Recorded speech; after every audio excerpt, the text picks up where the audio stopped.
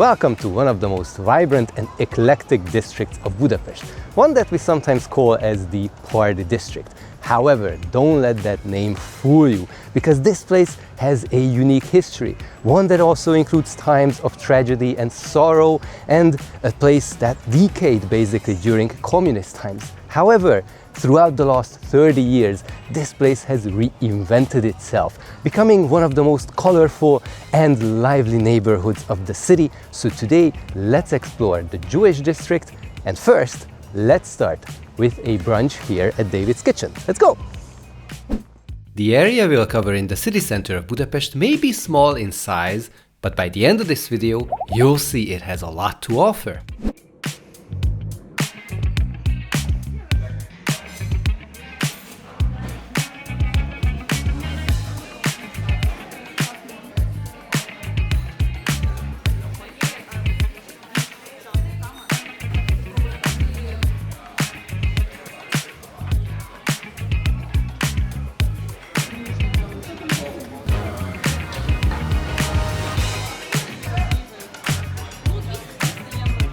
Now that brunch was just excellent.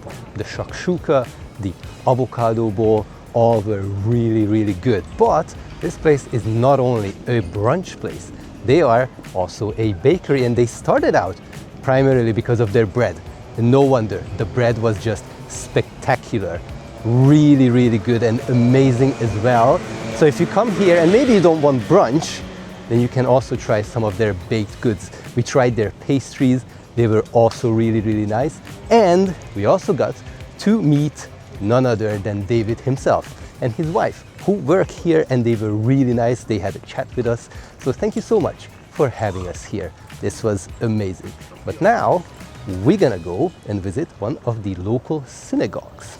And in fact, there are 3 different synagogues here within walking distance. But this place did not become the Jewish district because there were synagogues here. In order to understand how this place became this district, we need to go back a little bit further in time, all the way to medieval times. If you look at a map of Budapest, on the Pest side, in the center, you will see this kind of a half-circle shape that is bordered by a boulevard. That is actually where the old city of Pest used to be. The border that you see, where the boulevard is, that's where the old city walls used to be. And outside of those city walls, you find the Jewish district, because in medieval times, by law, Jewish people were not allowed to settle within the city walls. So what they could do was to settle outside of the city walls, conduct their business there, make their living there, and that's how, later on, as Budapest has expanded, encapsulated the Jewish district, becoming one of the key districts in the heart of Budapest.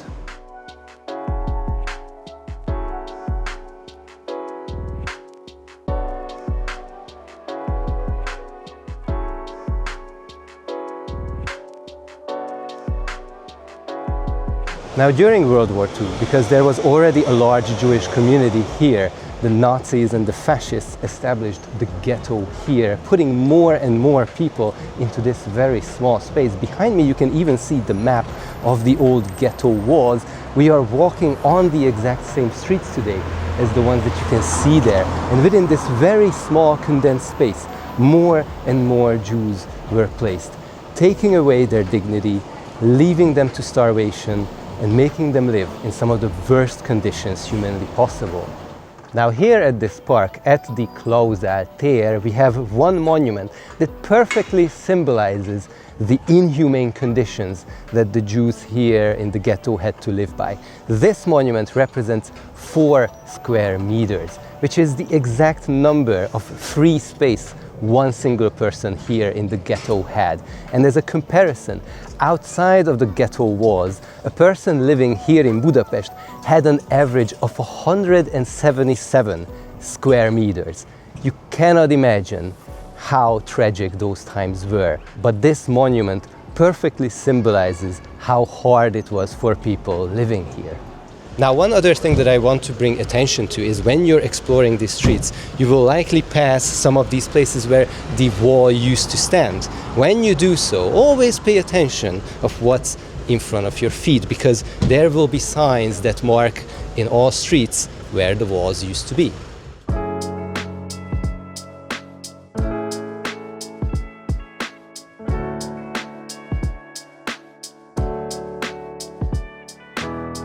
And now we have arrived to one of the most famous and popular attractions here in the Jewish district, the Great Synagogue of Dohány Street, which is, by the way, the second largest synagogue in the world outside of Israel and the largest synagogue here in Europe. So let's go and check it out on its inside.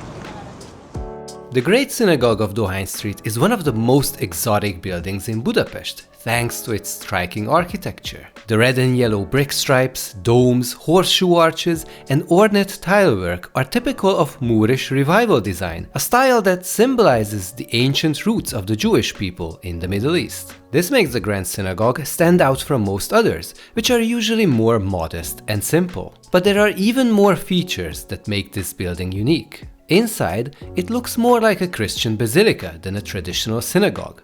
And it even has a pipe organ, something highly unusual in Jewish worship, since instruments aren't played on the Shabbat. Another distinctive feature, however, has a heartbreaking origin. According to Jewish law, cemeteries must be separate from synagogues, yet in the garden here, there is one. During World War II, when this area was part of the Budapest ghetto, many people who died within its walls were buried here because there was nowhere else to do so. Today you can still see the cemetery along with the Tree of Life, a metal weeping willow whose leaves are engraved with the names of the victims of those tragic times.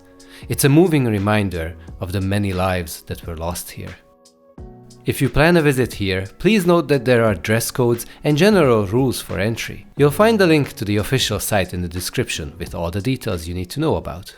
Now, the entry fee to the Grand Synagogue may be a little bit on the higher side, but I still think it's worth it because it's a historic place. It looks gorgeous on the inside. However, if you want to visit another historic synagogue, there's a smaller one nearby which has ticket prices which are actually lower. So let's go and check that out now.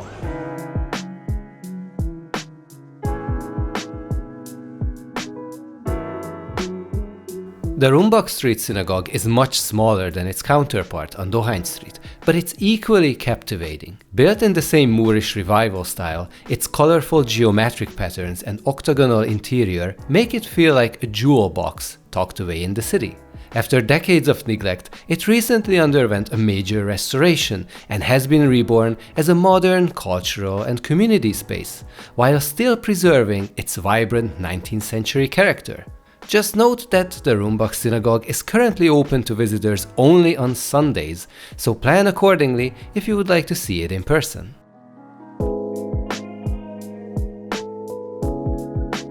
Not everybody could just stand still and watch as the horrors in the ghetto and Hungary unfolded. People like Raoul Wallenberg or Karl Lutz, diplomats, couldn't stand the idea of people just being destroyed just because of their religion or their ancestry. And they have issued protective passports to people and set up safe houses nearby, leading to tens of thousands of Jews being saved from the horrors of this war. And today in Budapest you'll find monuments which commemorate their heroic acts. Here at the Great Synagogue you have the garden commemorating Raoul Wallenberg, but he's also commemorated in Leopoldtown, Lipótváros. And right here behind me you see a monument about the heroic acts of Karl Lutz.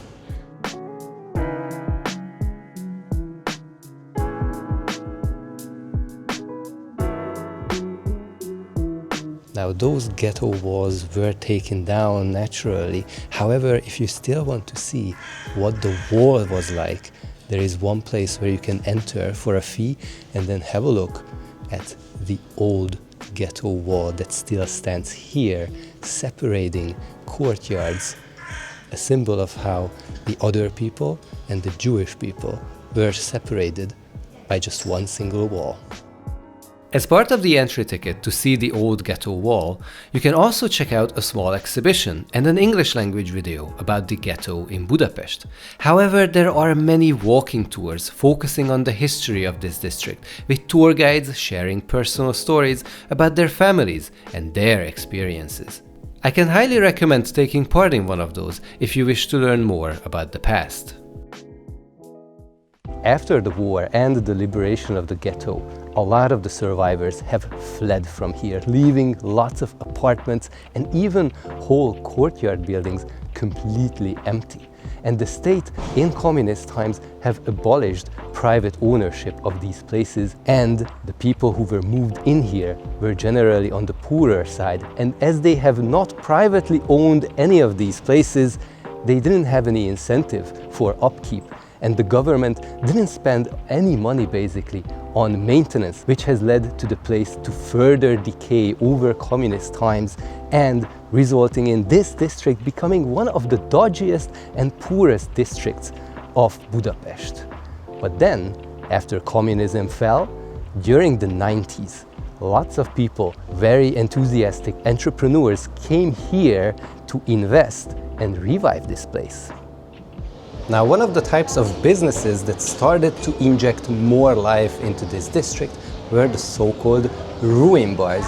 Right now, we are in Szimpla, which was the original ruin bar that spawned the whole ruin bar scene here in Budapest and all over the world. Now, this is not where the original Szimpla was used to be.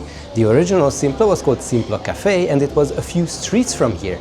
This was an abandoned courtyard that was set to be demolished. However, the guys behind the original Szimpla Cafe saw an opportunity because the rent here was really cheap until the time it was supposed to be demolished. So they set up a so-called pop-up temporary bar here. They did not want to spend a lot of money on furniture, so they went to flea markets, got some garbage in the end that had nothing to do with each other, and the whole place looked like a very whimsical place that's gonna be really demolished. It was really a truly ruin bar. But of course, the place was so unique and so successful that in the end, this did not get demolished. Szimpla grew even bigger and became a cultural phenomenon. More and more ruin bars started to pop up here in the district, leading to this place becoming lively once again. Now, one thing I do want to highlight is right now you barely see any people here because it's like almost 4 o'clock in the afternoon on a Sunday, but trust me, this is a super popular place. In the night, there will be a lot of people here. It gets really busy. So decide how you want to visit some of these ruin bars. If you want the peace, the calm, and just drink your beer in a quiet place, then come here during the early afternoon. But if you want a lot of people, party, and some activity, then come here for the night. Now, as more and more bars have popped up here, filling the courtyard buildings, naturally the vibrance and the colorfulness and liveliness spilled out to the streets itself. You can see many murals, graffiti and other kinds of paint on the walls and old firewalls if you walk around this neighborhood. Some of them have meaning, some of them are just whimsical, and generally I really like them because they are fun and colorful.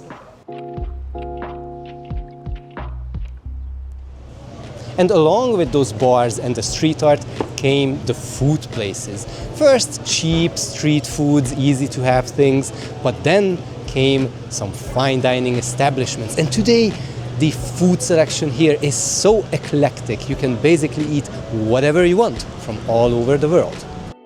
If you're looking for some excellent local traditional flavors, there are many Hungarian restaurants that you can choose from, some of which we featured in our video about the goulash soup. But you can also try out contemporary takes on our dishes, some of which turn our meat-heavy cuisine into delicious vegan and vegetarian items. Or if you want to try some exotic cuisines, you'll surely find something that's very interesting and also very delicious here.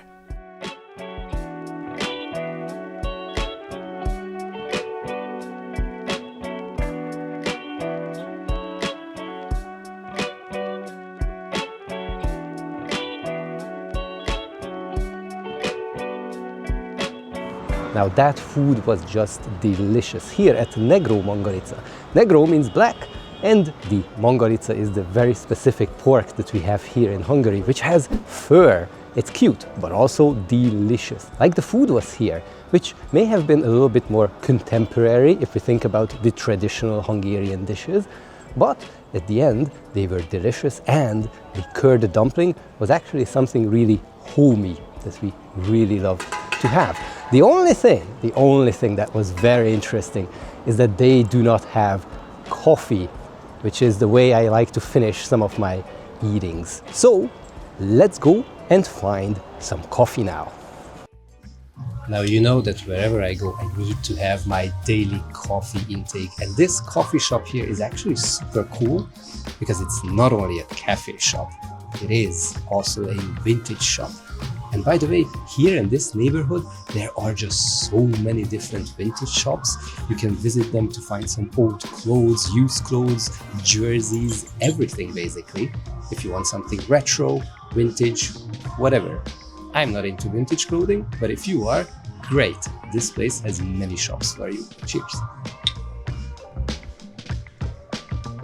Now, of course, all the popularity here also has a different kind of a downside. A lot of people want to visit this place, which means a lot of money flows in just so that they can build hotels. And unfortunately, the way they do that, as you can see right here, is that they demolish the old courtyard buildings and then basically erect modern kinds of buildings, which means that part of this district is kind of losing its charm, which I really love about it. There may be no real fancy and famous buildings here, but just walking through and looking at some of the nice details on some of these old buildings, even though some of them may, fall apart a little bit, but still I really enjoy just seeing some of these grand old courtyard buildings.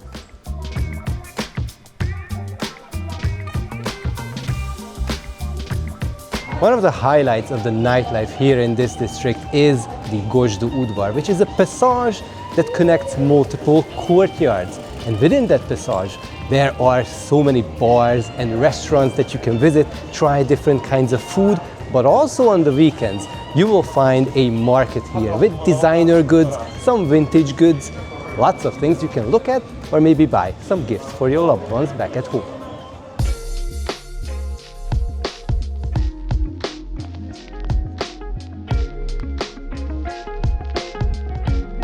And another popular part here in the Jewish district is the Streetfood Karaván. And of course, as the name suggests, you can get some street food here, starting from burgers, even goulash soup or langos is something that you can get here. But some of us locals consider this place as sort of a tourist trap. You can check out our full video that we made about this place where we give our honest review. But the thing is, and the simple thing, is if you come here during the night and between a few beers and drinks, you need to grab something, then maybe you can consider visiting this place for grabbing a burger or something quick and easy. Now, of course, with all the bars and restaurants and this whole place becoming so lively, there are, of course, unfortunately, some downsides. Several decades ago, Hungary was considered as a really cheap place. And there was a special industry of stag parties and hen parties coming here to Budapest precisely to this district where all the bars were.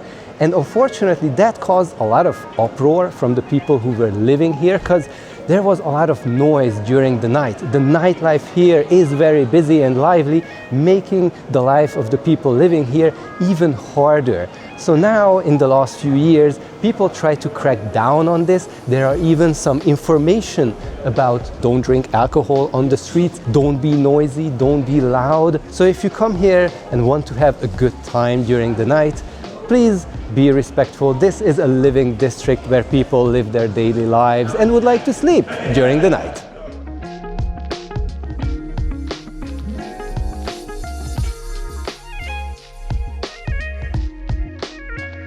Now, the name Jewish district is not an official name. It's more like something that we locals use to describe this area. It is officially part of a much larger district, which bears the name Erzsébetváros, Elizabeth Town.